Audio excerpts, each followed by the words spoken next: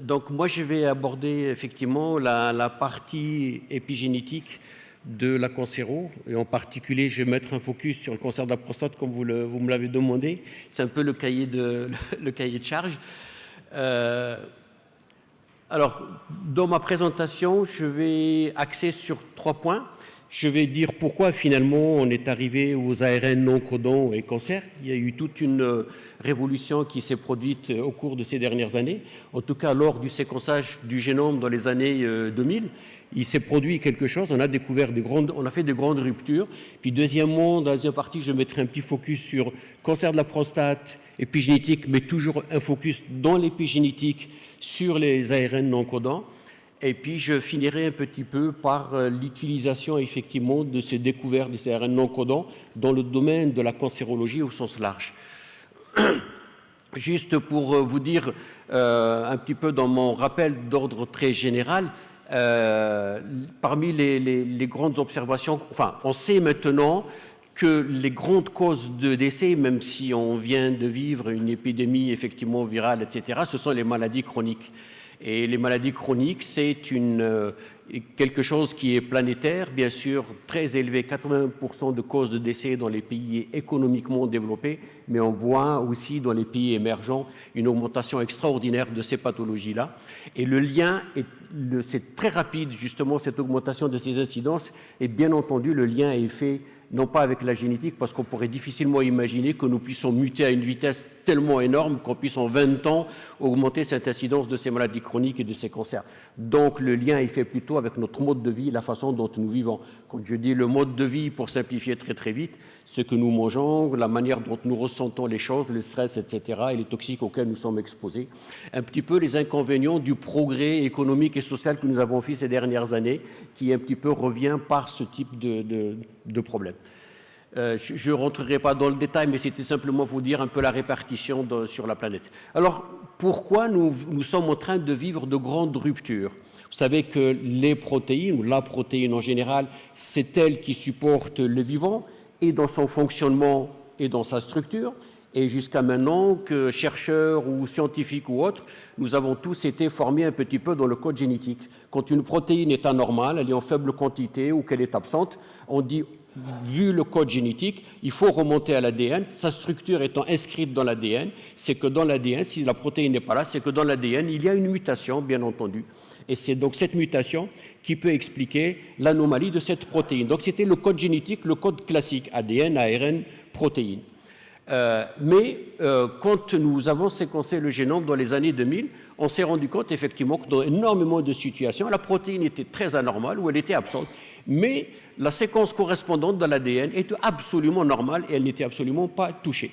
Donc on avait dit, en plus donc, des modifications génétiques, ces aspects-là donc, qui ont été présentés de façon très très très intéressante par mon prédécesseur, nous avons certainement d'autres modifications sur le génome qui fait que sans la modification de la structure des gènes, vous pouvez avoir quand même des anomalies de la protéine, ce qu'on appelle maintenant l'épigénétique.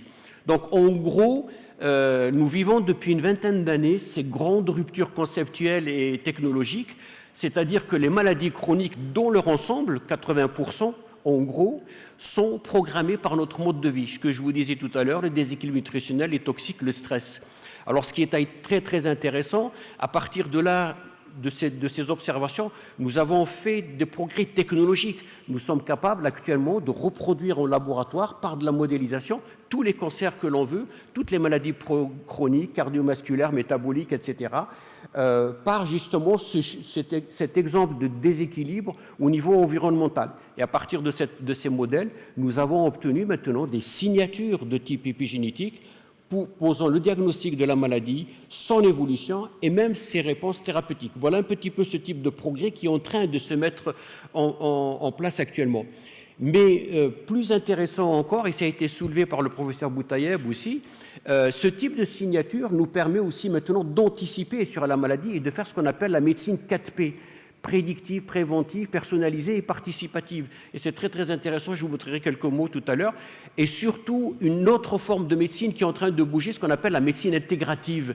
C'est-à-dire que jusqu'à maintenant, dans la démarche curative que nous avions, quand la maladie était là, bien sûr, il y avait un traitement médicamenteux et on donnait le traitement médicamenteux. Mais si l'on admet que les maladies chroniques ont aussi une origine liée à notre nutrition, au stress et aux toxiques, il est évident qu'il faut réintroduire aussi, à côté du traitement pharmacologique, il faut introduire aussi ces aspects-là, en particulier de ce qu'on appelle la nutrition de précision, qui permet grandement d'améliorer les réponses thérapeutiques classiques.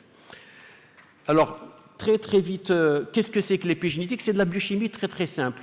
Vous pouvez changer le niveau d'expression d'un gène sans changer sa structure, au moins de 3 façons différentes. 2 au niveau de l'ADN et 1 au niveau des ARN. Au niveau de l'ADN, si vous méthylez certaines zones du génome, des gènes, vous mettez des méthyles sur des cytosines, vous créez un encombrement dans la région de ce génome, et si vous créez un encombrement, les gènes ne répondent plus dans cet endroit-là. Si vous avez, par exemple, dans cet endroit-là, un gène suppresseur de tumeur, si vous le faites taire par de la méthylation, à ce moment-là, vous allez avoir la mise en place d'un cancer. La deuxième mécanique qui peut expliquer que vous ne changez pas la structure d'un gène tout en changeant son fonctionnement, c'est ce qu'on appelle les changements de la chromatine. La chromatine, c'est notre ADN, 2 mètres d'ADN par cellule, c'est énorme, qui est compacté autour des histones, des protéines histones. Si ces histones sont très resserrées entre elles, j'essaye d'utiliser sans me planter, voilà. Si ces histones sont très resserrées entre elles, comme ici dans cette partie-là, à ce moment-là, l'ADN va se taire. Et là aussi, donc, vous allez avoir des gènes clés qui vont se taire. Et donc, ça ouvre effectivement des possibilités de pathologie. À l'inverse, ces histones peuvent être chargées de façon différente, elles se repoussent entre elles, votre ADN est ouvert, et à ce moment-là, vous allez exprimer des gènes. Je prends un exemple. Si vous avez un oncogène dans cette région-là, vous ouvrez votre ADN, et bien votre oncogène va s'exprimer. Et puis, le troisième phénomène, j'allais dire, de l'épigénétique, pour résumer très vite, c'est ce qu'on appelle les ARN non codants. Quand on a séquencé les génomes dans les années 2000, seuls 3% de ce génome s'exprimait en termes d'ARN messager qui donnaient des protéines. On s'est dit, mais à quoi servent les 97%? Certains ont osé même l'appeler ADN poubelle. Non, en réalité, cet ADN fait aussi des ARN, mais ces ARN sont non codants, c'est-à-dire qu'ils ne donneront jamais de protéines. Et ces ARN non codants ont une particularité extraordinaire, c'est qu'ils vont aller s'hybrider, se coller aux ARN messagers et les empêcher de devenir une protéine. Et donc, c'est par cette façon-là que ces ARN non codants vont empêcher l'apparition de protéines clés dans notre organisme et ouvrir des possibilités à la maladie. Je reviendrai très longuement, bien sûr, sur non-codons. Pourquoi? Parce que là aussi, le professeur Boutayeb l'a signalé tout à l'heure, parce que c'est par ces ARN non-codants que nous sommes en train de passer à ce qu'on appelle les biopsies liquides. Oui, c'est très intéressant, parce qu'on n'a plus besoin d'avoir qu'une biopsie dans la tumeur, par exemple, mais une biopsie liquide, c'est-à-dire du plasma, du sérum, de la salive, peuvent suffire. Pourquoi? Parce que leur changement se traduit aussi dans tous les milieux biologiques, c'est-à-dire qu'ils sont exportés, ils vont dans les milieux biologiques. Et actuellement, l'énorme défi là-dedans, c'est qu'on est en train de produire à grande échelle ce qu'on appelle des signatures de cancer non invasives. On n'a pas besoin d'aller faire une biopsie avec ces signatures. Je vous donnerai quelques exemples tout à l'heure. Je résume très rapidement ce que nous a apporté l'épigénétique. Oui, c'est une révolution du monde du vivant, effectivement. Tout n'est pas inscrit dans l'ADN. Mais c'est le monde extérieur qui fait énormément modifier nos gènes. Donc on est passé d'une forme de fatalité à une sorte de responsabilité sur ce que nous sommes. Et puis surtout, je vous disais, la création d'outils, mais on va rentrer là-dedans. Et puis enfin, le troisième point que je voudrais souligner ici, qui offre énormément d'espoir, par opposition à la génétique où vous avez un changement dans la structure du gène par des mutations, donc une forme d'irréversibilité, vous ne pouvez pas changer ça.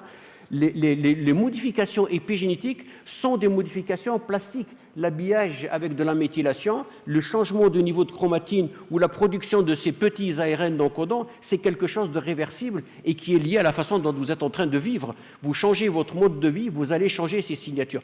Et bien entendu, de là, ça offre énormément d'espoir sur les possibilités de ralentir une maladie ou même de la réverser dans certains types de situations. Et on commence à avoir énormément de données à ce niveau.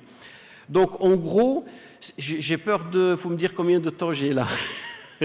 Faut me donner le... Vous me dites quand il restera 10 minutes, tu me dis Karim, c'est bon? Oui. Donc, en gros, si je vous dis en 2022, c'est quoi une maladie? En gros, 3 entrées dans la maladie.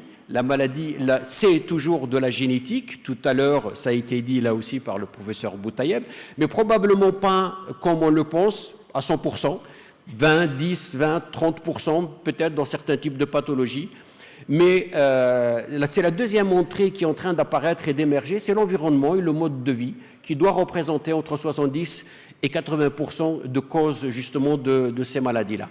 Et puis un dernier point, une troisième entrée qu'il faut souligner, probablement, même il y a énormément de données autour de ça, les maladies chroniques et le cancer en général sont programmés très très tôt au cours de notre vie et on pense qu'il y a une programmation précoce de ces... Pardon, vous avez 20 minutes. Donc 20 minutes, ok, d'accord. Merci Karim.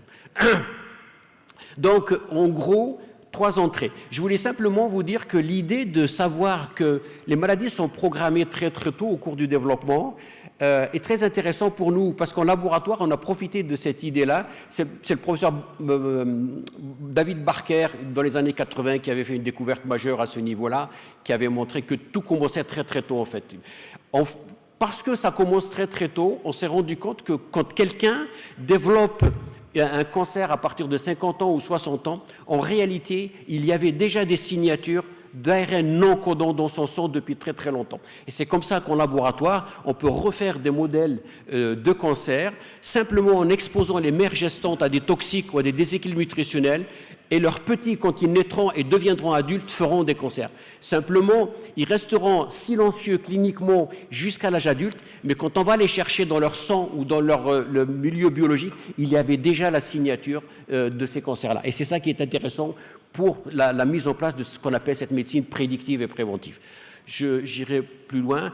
Voilà, les 3 nutritions toxiques et stress que je vous disais, et c'est de la mécanique épigénétique. Un dernier point que je ne voudrais pas négliger quand même, il y a une programmation précoce bien sûr dans ces histoires-là, mais il y a une transmission transgénérationnelle qu'on vient de découvrir. Il est possible que des désordres de type nutritionnel ou exposition aux toxiques puissent se transmettre au moins sur 2 ou 3 générations. Je veux simplement vous raconter l'histoire du Distilben pour ceux qui le connaissent bien. On en est à la 3e génération où les petites filles font encore du cancer parce que la grand-mère avait pris du Distilben. Or, le Distilben, ça n'est pas du tout des mutations génétiques, comme vous le savez, c'est de l'épigénétique pure. Enfin, voilà un petit peu à ce niveau-là, mais vous allez me dire, je vous ai indiqué les 3 entrées, le stress, déséquilibre nutritionnel et toxique, et je vous ai dit que ça faisait toutes les maladies chroniques. Oui, ça peut faire du cancer, ça peut faire des maladies métaboliques, cardiovasculaires, ça peut faire du neurodégénératif, avec ces 3 entrées-là. Donc ça veut dire qu'il y a probablement un tronc commun à toutes les maladies chroniques. La réponse est oui.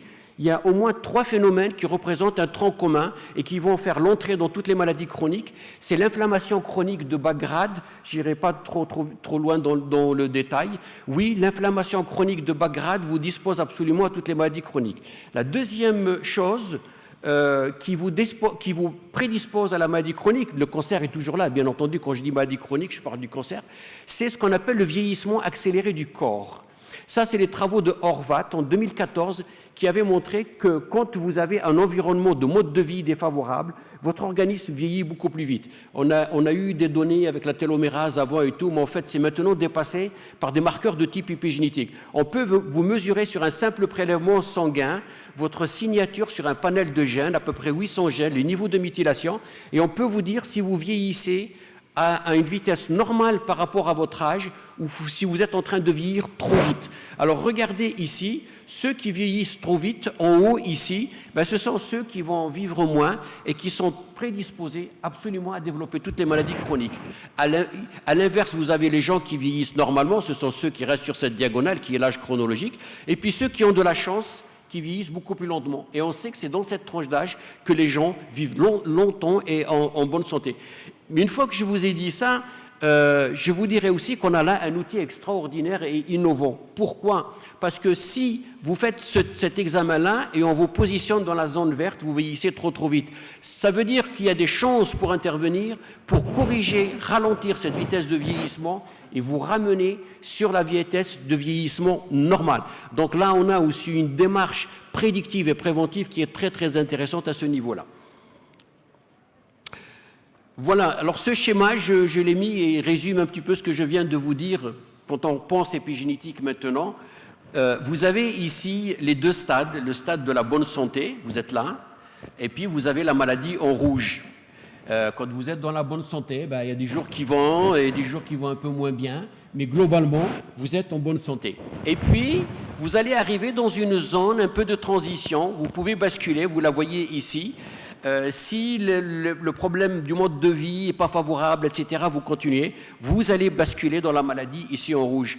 Et ce qui nous intéresse énormément dans le domaine de l'épigénétique, c'est que nous avons maintenant des marqueurs de bonne santé ici, nous les connaissons, et nous avons des marqueurs dans cette zone de transition. Ça veut dire que c'est hyper intéressant de les connaître et de pouvoir intervenir. Là aussi, je reviens un petit peu à cette manière de faire du prédictif et du préventif. Alors, j'arrive un petit peu maintenant aux outils dans le domaine du cancer de la prostate.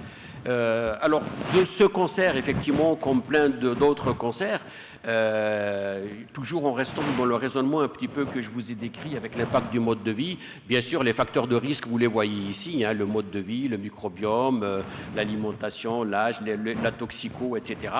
Et puis donc vous avez le développement de ce type de cancer. Ce qui nous intéresse et ce que je vais essayer de vous raconter maintenant, c'est comment dans cette situation-là, à partir de prélèvements de type non invasif, sérum, plasma, tissu, urine, etc., nous allons avoir ce type de marqueurs, en particulier les non-codants, pour voir un petit peu ce qui se passe. Alors ce qui nous intéresse là-dedans, bien sûr, avec ces marqueurs non-codants, c'est non seulement le diagnostic, mais le pronostic et surtout la thérapie, ce qu'on appelle le théranostic, c'est-à-dire devant un cancer du rein, par exemple, moi je travaille beaucoup avec les gens de la Salpêtrière, devant un cancer du rein, quand vous avez 5 lignes de chimio, la question pour le médecin, c'est laquelle ? Parce qu'il sait que s'il se trompe dans les 6 mois qui viennent, le patient peut faire des métastases et c'est un problème.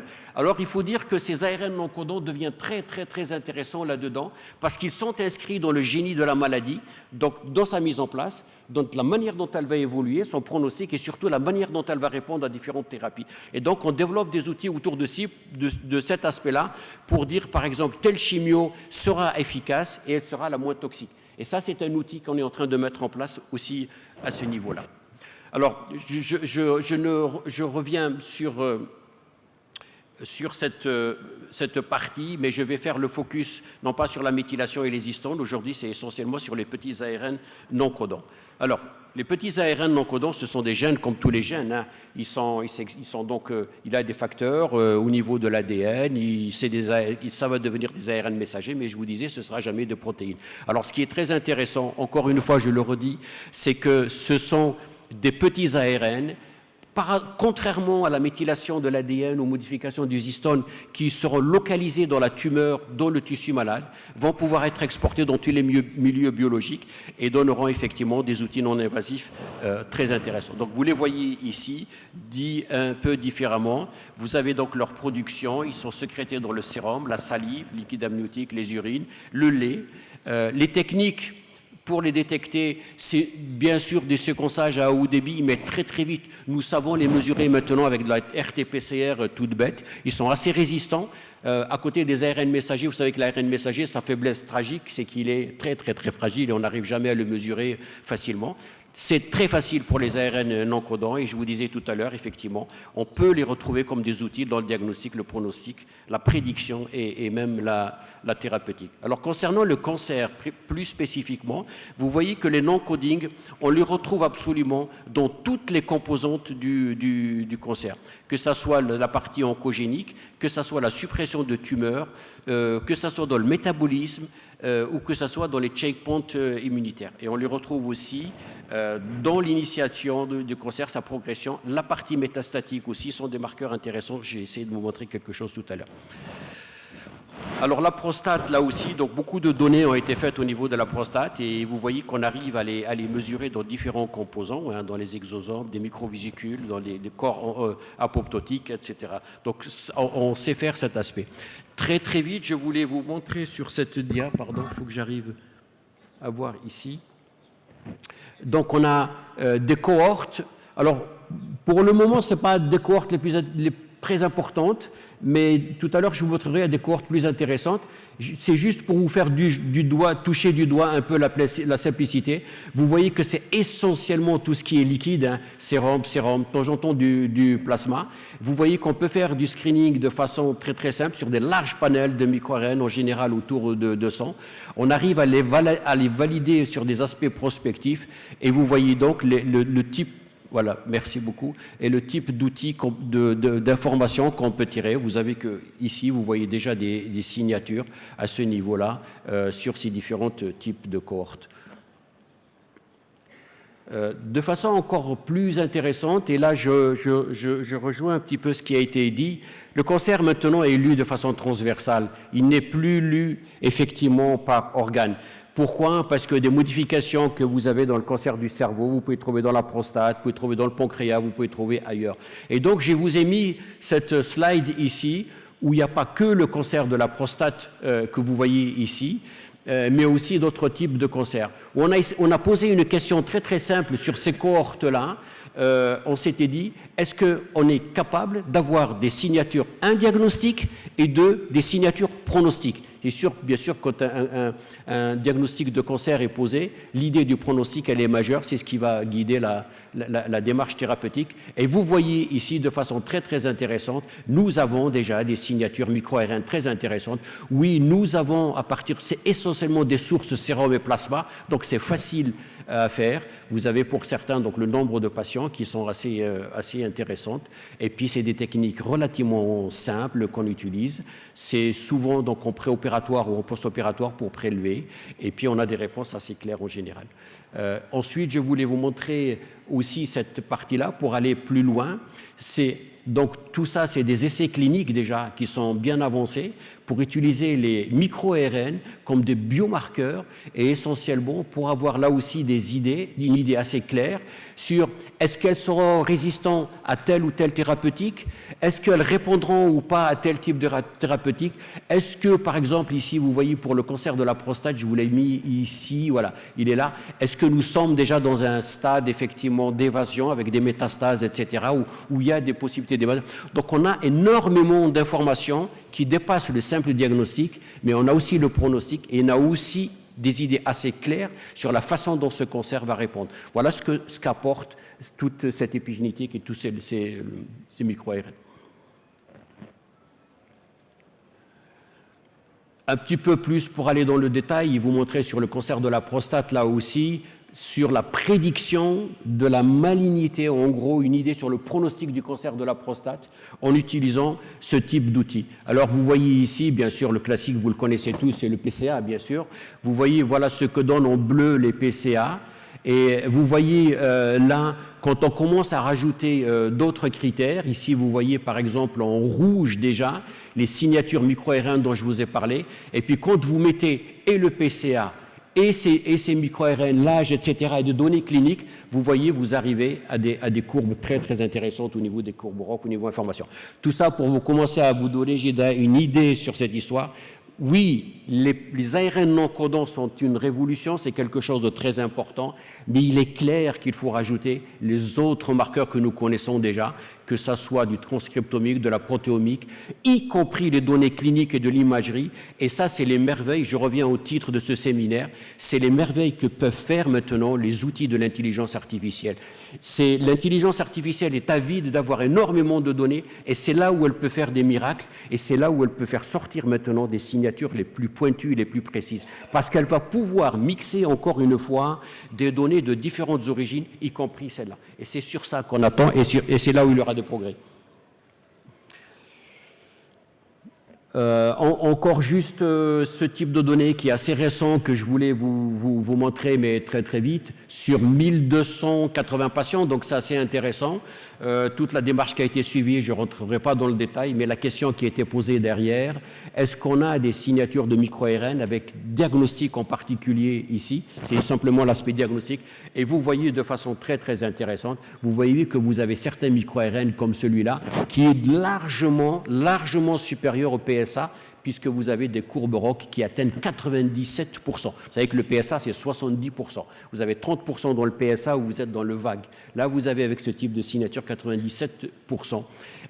Bien sûr, il y en a plusieurs. Alors, ce qu'on est en train de faire ici sur cette dia, ces auteurs-là ont pris un par un, mais en réalité, ce que nous sommes en train de faire, c'est de mixer 3, 4, 5 micro-ARN dans un algorithme, et c'est là où on commence à avoir des précisions de l'ordre de 90-98% dans le diagnostic. Karim, je ne suis pas en retard. Un dernier point, c'est qu'avec ces signatures-là, bien sûr, on va les regarder dans le sang, dans les urines, dans la salive. Vous allez me dire, mais est-ce qu'on peut être sûr que ça vient vraiment de tel tissu ou tel tissu, puisqu'on est dans le sang? Pourquoi ça pointe? Oui, ces signatures permettent maintenant, avec certitude, de vous donner l'origine par un dosage sanguin non invasif. Elle vous donne l'origine tissulaire de votre cancer. C'est extraordinaire parce qu'on bypasse la biopsie, etc. Mais ce que nous faisons en général, nous, dans nos cohortes, bien sûr, on va retourner aussi dans la tumeur, dans la biopsie, et on confirme toujours, effectivement, la signature qui a été retrouvée dans le plasma ou le sérum, elle est retrouvée dans le tissu d'origine. Ça, c'est un travail de mon équipe à Nice que nous avions fait sur le cancer de la prostate. Et vous voyez ici, donc on était relativement fiers. On a, sur une assez intéressante cohorte, on a sorti 3 micro-ARN ici. Et avec la combinaison de ces 3 micro-ARN, vous voyez qu'on avait des courbes ROC qui varient entre 99,8 pratiquement jusqu'à 100. Donc on était largement au-dessus de ce que pouvait nous apporter le PSA. Voilà, ça c'était, mais je ne ris pas dans le détail. Oui, il y a une précision maintenant très très intéressante avec ces micro-ARN. Je vous disais tout à l'heure que ça rentre dans le génie même de la mise en place de la maladie. Et vous voyez que vous retrouvez des signatures liées au cycle cellulaire, à la prolifération de la tumeur, à sa résistance à l'apoptose, c'est une donnée très très intéressante, la transition épithélium-mésenchyme, et bien sûr vous avez déjà des signatures qui peuvent prédire ou indiquer une possibilité de métastase assez rapide. Ça, c'est mon dernier point. J'en aurai fini. Une fois que je vous ai raconté l'utilité de ces petits ARN non-codants dans le diagnostic, le pronostic, le theranostic, etc., ce que je viens de vous raconter, on a eu tous un petit peu une découverte au cours de ces dernières années qui nous a intrigués. Et je reviens un petit peu à la première idée que je vous avais dit. Oui, ces maladies-là, dans 80% des cas, c'est notre alimentation, c'est le stress, c'est le toxique, il faut l'admettre. Et donc, l'idée, c'est de dire comment ces impactants environnementaux ont-elles abouti à la mise en place d'un cancer, en particulier le cancer de la prostate. Oui, on sait maintenant que la nutrition, par ses différents composants de nutriments, elle affecte des cibles très précises de micro-ARN. Donc, ce qui nous fait maintenant, rêver, c'est de dire, est-ce que les signatures que je vous ai montré maintenant, diagnostic dans ces cancers-là, est-ce que ces signatures-là peuvent être atteintes, modifiées, modulées par justement ce type de nutrition? Puisque la nutrition était à l'origine, pourquoi ne pas pouvoir la réutiliser pour remoduler cet aspect-là? Et la réponse est oui, et ce domaine est en train d'exploser par ce qu'on appelle la nutrition de précision, et on est en train d'avancer à pas de géant là-dessus. Je voulais juste vous montrer quelques types de données, mais j'irai très vite, je pense, pour des problèmes de temps. Vous voyez ici, par exemple, toute une série qu'on a manipulée de façon pharmacologique dans un premier temps, de micro-ARN. On avait la preuve que ça faisait bouger, effectivement, de façon très très claire, la prolifération cellulaire, la migration, l'apoptose, etc. Et on avait même les cibles que ces micro-ARN pouvaient toucher. De façon encore plus intéressante, vous voyez ici, ces signatures micro-ARN 21, 200, LED7, etc., qui touchent les compartiments clés d'un cancer, que sont la résistance à l'apoptose, la prolifération des cellules, etc. Vous voyez qu'elles sont modifiées, et ça, l'originalité, par des nutriments. Vous voyez ici curcumine, ECH, isoflavone, etc. Et on arrive à les modifier. Alors, allons encore plus loin dans cette histoire. Pourrait-on utiliser effectivement certains types de nutriments et quels résultats pourrait-on avoir à ce niveau-là? Déjà, nous savons à travers de grosses études épidémiologiques que certains cancers sont hypersensibles à un certain type d'alimentation. Puisque nous sommes dans la prostate. Vous voyez ici la piginine, curcumine, la naringine, etc. Quercétine est certainement quelque chose de très important. Mais d'autres cancers, on les retrouve aussi pas mal. Mais la révolution, ce que je vous disais tout à l'heure, c'est que maintenant, on est passé de ces nutriments que vous voyez ici, on est passé sur l'ADN lui-même, sur la mécanique de régulation des gènes. C'est-à-dire comment ces nutriments vont-ils tout simplement modifier l'expression d'un gène. Alors, et vous voyez ça juste sur une synthèse qui a été faite justement sur le cancer et la nutrition. Vous voyez qu'actuellement, nous commençons à faire l'inventaire absolument de tous les types de nutriments qui vont toucher les DNA méthyltransférases. Qui dit DNA méthyltransférase dit méthylation, bien sûr, donc extinction de gènes.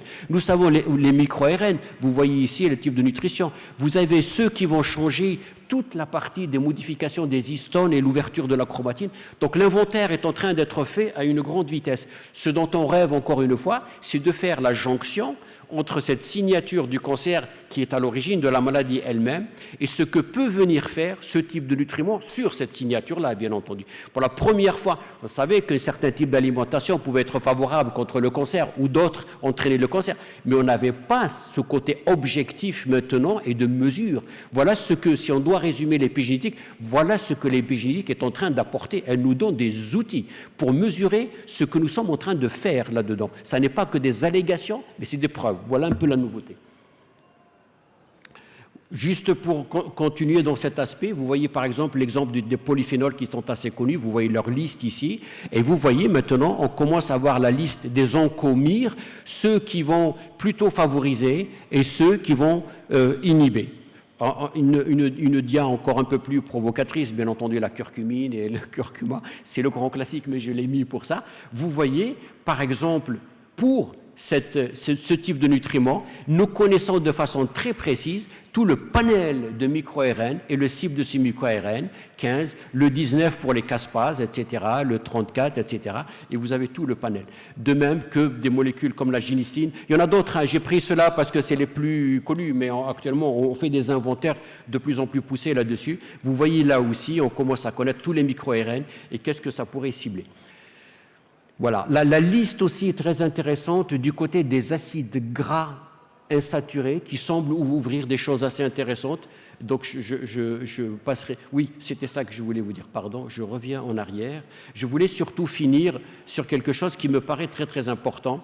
Quand on parle d'aliments, de nutriments, d'épigénétique, il y a un partenaire, un acteur qui arrive à grands pas, qui est énorme, qui fait énormément de bruit, qui s'appelle le microbiote. Vous ne pouvez plus parler de maladies chroniques et de nutrition, déséquilibre nutritionnel ou des repas si vous bypassez le microbiote. Le microbiote est une clé majeure certainement dans l'avenir. Quand on parlera des petits ARN non codants, quand on parlera d'épigénétique et cancer, on ne pourra plus jamais court-circuiter ça. Ça devient un marqueur clé. On ne peut plus, si on parle de ça, on ne peut plus bypasser le bilan du microbiote et l'état du microbiote. Pourquoi le microbiote est intéressant? Parce que c'est lui qui est à la base de l'inflammation chronique de bas grade que je vous disais tout à l'heure. Donc, si vous avez un mauvais microbiote, vous pouvez toujours aller courir. Si vous avez ça, vous ouvrez la porte. C'est lui qui est à la base, effectivement, de tout ce qui est le vieillissement accéléré. Donc, je voulais vous dire juste un tout petit mot sur ça et je finirai sur ça, si vous me donnez un petit moment. Alors, quand nous nous regardons en termes de quantité de gènes qui s'expriment dans notre corps d'humain, regardez ce qui est très surprenant. Nous avons à peu près 25 000 gènes qui s'expriment. Ça a été une grande surprise. Hein. Le maïs fait 50 000 gènes. Bon, mais il n'est pas utilisé de la même façon, certes, je reconnais. Donc, nous exprimons 25 000 gènes, pas plus. Par contre, dans notre corps, il y a d'autres organismes, des bactéries, d'autres champignons, etc. Et eux, à côté de nos 25 000, ils expriment 10 millions de gènes. Voilà un petit peu les rapports. Alors, vous les voyez ici en rouge, c'est 10 millions de gènes, et regardez nos 25 000 gènes en bleu. Alors, c'est vrai que je repense toujours à un collègue, quand il avait présenté ça, il dit « Sommes-nous encore humains ?» Donc, simplement, je crois qu'il faut dire que nous sommes un hôtel 5 étoiles, d'hébergement, d'autres formes de vie dont on ne pourra absolument pas nous passer. Si quelqu'un a un mauvais microbiote ou n'a pas de microbiote, il meurt très rapidement. Donc nous sommes typiquement dans cette relation-là. Notre bonne santé est conditionnée par ça et nos maladies sont conditionnées par ça. Et j'irai encore plus loin là-dessus, ce que je voulais vous montrer, c'est cette dia que je voulais vous montrer, celle-là. Vous avez ici 3 partenaires importants. Vous avez ce que je vous disais tout à l'heure, les nutriments via les petits ARN non codants qui vont aller dans le cancer, on ne pouvait pas les court-circuiter. Je vous ai raconté toute l'histoire des marqueurs épigénétiques à partir de là. Mais regardez bien, ces nutriments passent par le microbiote et c'est dans la majorité des cas, c'est ce microbiote qui va aller moduler l'épigénétique. Ce que nous mesurons, nous, dans un cancer, on dit, ah tiens, dans ce cancer, je vous présente telle signature, il est très probable que ça ait passé par notre microbiote. Pourquoi notre microbiote est clé et pourquoi il y a une 3e révolution qui est en train de s'annoncer? Le microbiote, ces 3 types de bactéries différentes, etc., qui font ce qu'on appelle des métabolites simples, butyrate, acétate, polyphénol, etc. Et ce sont ces métabolites très simples de structure qui contrôlent toute la machinerie épigénétique lourde que je viens de vous montrer. Donc il est possible que nous rentrons dans une nouvelle révolution biologique, à savoir que les grosses machineries comme la transcriptomique, la protéomique ou l'épigénome est contrôlée par ces toutes petites molécules. Vous imaginez bien les possibilités d'intervention, etc., à ce niveau-là qui sont là. Voilà, je ne vais pas aller plus loin, mais c'était simplement pour vous dire que dans certains pancréas, par exemple, qui n'ont pas de diagnostic, je pense au cancer certains cancers comme le pancréas, où il y a actuellement une demande énorme. Moi, je travaille avec beaucoup de centres hospitaliers, en particulier du côté de Nice et de Monaco, c'est une grosse question, où on est en train d'essayer non seulement les petits ARN non codants, pour essayer de sortir, mais on essaye aussi, vous regardez ici ce que je voulais vous montrer, les longs non-codants qui sont passionnants, sont encore plus spécifiques et plus pointus que les petits ARN non-codants, et on est en train de rentrer dans une combinaison de l'ensemble de ces ARN non-codants pour essayer d'avoir les signatures les plus pointues. Et c'est là où l'IA, effectivement, je reviens au titre de votre session, sera certainement une des clés majeures à l'avenir pour l'utilisation de ce type de sites. Oui, ça sera une bénédiction pour nous, parce que ça nous donnera énormément de force. On n'aura plus cette réticence de dire j'ai trop de données, j'arriverai pas à suivre là-dedans. C'est plus on met de données, plus on va pouvoir sortir des signatures. Vous savez, la science, elle progresse de 2 façons. Je fais une petite parenthèse. Elle progresse souvent une découverte scientifique parce qu'on a le hasard, bien entendu, ça a été souligné tout à l'heure, il existe. Mais souvent, on pose une hypothèse. D'abord, on pose une hypothèse. Ensuite, on va la vérifier. Mais quand vous posez une hypothèse, c'est d'abord, finalement, l'histoire s'est faite dans votre imaginaire au départ. Donc on a d'abord inventé cette histoire et on l'a vérifiée. La science a progressé beaucoup comme ça. Mais maintenant, avec ce nouvel outil, l'IA, c'est différent. On va rentrer beaucoup de types de données, de tous horizons, on ne s'économisera pas, et l'IA va faire sortir des pics et dire attention, vous n'y avez pas pensé, mais là, il y a un lien qui paraît intéressant, etc. Donc on va osciller dans ces 2 approches et on va continuer de produire la connaissance de cette façon-là. Alors, tout ça pour vous dire que je travaille avec pas mal de monde, de partenaires dans cette histoire-là, et nous sommes en train de monter un partenariat entre la France et le Maroc, entre Nice, Casa et Rabat sur ça, pour développer ce type d'outils. Donc, simplement pour dire que ceux que ça pourrait intéresser, qui sont impliqués là-dedans, nous sommes ouverts à des partenariats et des collaborations. Voilà ce que je voulais vous dire. Je n'ai pas de conclusion, mais je voulais vous remettre ce schéma pour dire, voilà cette lecture que nous avons à côté. Les maladies que vous voyez ici, bien sûr, donc le cancer, l'origine environnementale très tôt, précoce, etc. Et puis tous ces outils qui sont en train de se mettre en place et qui offrent énormément d'espoir pour une meilleure prise en charge de ces pathologies. Voilà, je vous remercie. Merci beaucoup.